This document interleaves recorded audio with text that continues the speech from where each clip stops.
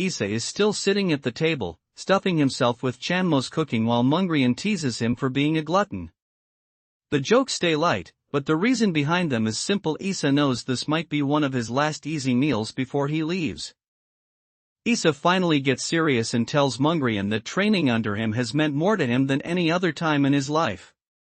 That confession cuts through the banter, because the farewell is no longer about food or jokes, it is about everything he is leaving behind. The teasing shifts into a real farewell as everyone starts commenting on how much Yise has grown since they first met.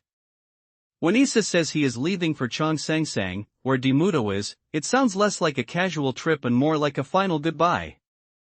Before he can walk out, Yise gives Ilchui a quieter goodbye. He admits they were never especially close before this, but he still promises to come back, and Ilchui tells him to stay well until then. Yise says, "I'll definitely come back to see you." The farewell is suddenly overshadowed by a darker thought. After killing Woljang, Gojil, and Uncle Guichin, Yise says that ordinary life feels wrong, and he admits he has even wondered whether dying would end the pain. Yise sinks even deeper into guilt and says that ordinary life feels like a sin. He asks himself how much the dead must resent him, then admits that he was weak enough to think about joining them, until the memory of that pain starts pushing him toward a different answer. Yise says, living like everyone else feels like a sin. That shift finally becomes a decision. Yise says he wants to become like the person he is speaking to, and the exchange ends with a promise to meet again, plus a calm answer that he will wait. Yise says, "I want to become like you." The goodbye turns into a group effort when everyone starts pressing supplies into Yise's hands. They offer to escort him, hand over the meridian cutting blade, and tell him not to refuse anything because it was prepared with family in mind. The gifts keep coming because the misunderstanding around Yise has already softened the whole group. Ganga and the others explain that the spirit stone is valuable even among cultivators, and the Dakibi horn is revealed as a milk horn with real meaning instead of a random token. Ganga says, this spirit stone is valuable even among cultivators. This is where the farewell finally sounds like family.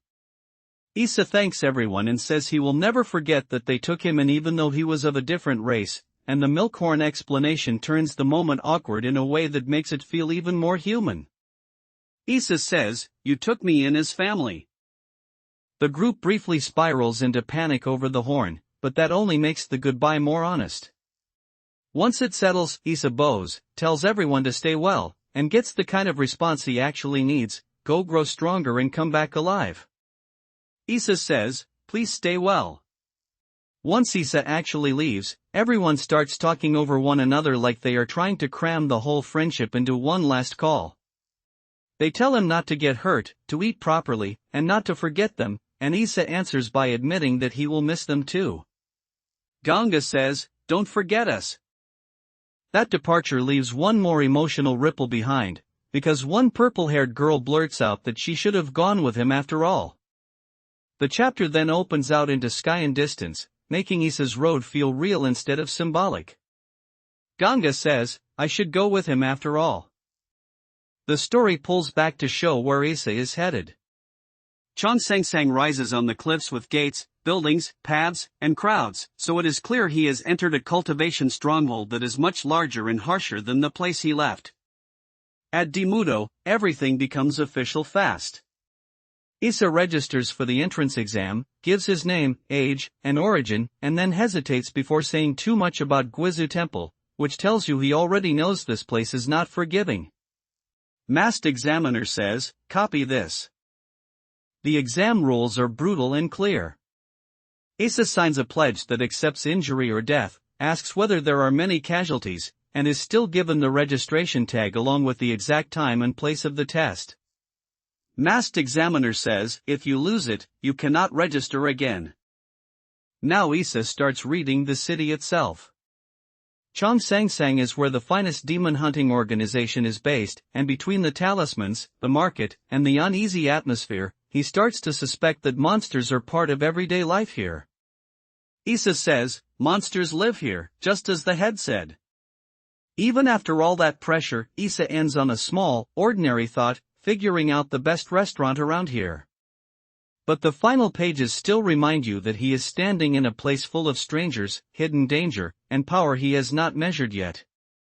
Yise says, a monster greater than me. So this chapter is Yise crossing from grief into action. He leaves with gifts, promises, and guilt still hanging over him, then steps into Demudo and its entrance exam, or the next part of his life will depend on whether he can survive and keep moving forward.